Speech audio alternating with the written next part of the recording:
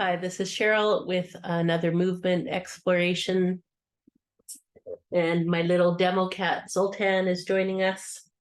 So this is a lesson that's looking at a combination of how different parts of our body, right from our feet up to our chin and head and neck, can organize and work together. Part of the value of this lesson is really using that integration of movement to just reduce the overall tension and then the overall effort that's needed to walk, to, just move around in your day. So I'm going to get my little demo cat to move here. And coming into a position that has you do the following together. So bringing your leg, your tail back. So imagine yourself as your favorite cartoon character with a tail. Bringing that back, you'll notice that brings your knee back. Pairing that with flexing your foot so that this movement back includes the flexing of the foot, and then as you reverse it, you go into a pointing of your foot. So notice if the work of this is really local, like just here and just here.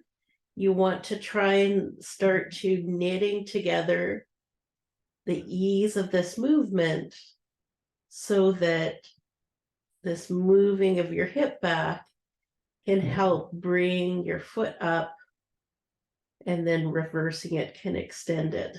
So finding a nice quality of movement. Then we're going to pair it with a movement that has you bringing your chin forward and your shoulder forward. So doing these together, bringing your hip back, flexing your foot as you draw your chin and your shoulder forward. Doesn't need to be a big movement. What we're looking for is a quality of bringing all of this together simultaneously. You might notice that your chin goes forward, but your shoulder goes back, or that your shoulder doesn't move.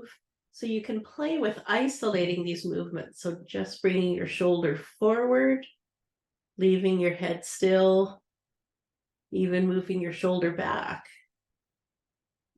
And then moving your chin forward as if you're going to press something right in front of you, and then bringing it back. And then bringing all of these movements together. So hip, flexing your foot, chin forward, shoulder forward, and seeing if you can coordinate all of those to work together. Notice if one area likes to lead. So maybe your foot wants to flex first, or your chin wants to go first.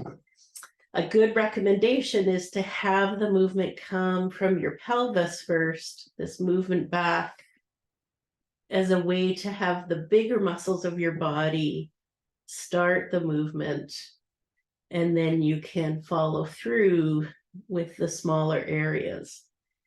So helpful to touch upon this, multiple times over multiple days, especially if you find this is difficult, or if you have like one area like your chin or your neck that really wants to initiate the movement.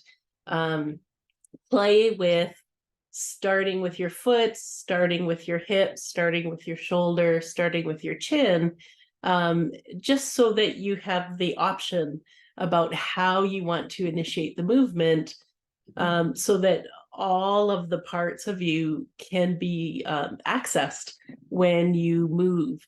What you might find by the end of this movement exploration, that when you stand and you walk, that you might feel a little less tension in your ankles. You might feel it a little bit softer in your feet, easier to sort of have the ground come up and support you, little less work for balance, which might free up the carriage of your head so that you can move your chin, look around, but not have this sort of underlying tension that makes every step a little harder, a little more difficult. Thanks for tuning in. Have a great movement day. And Zoltan says hi.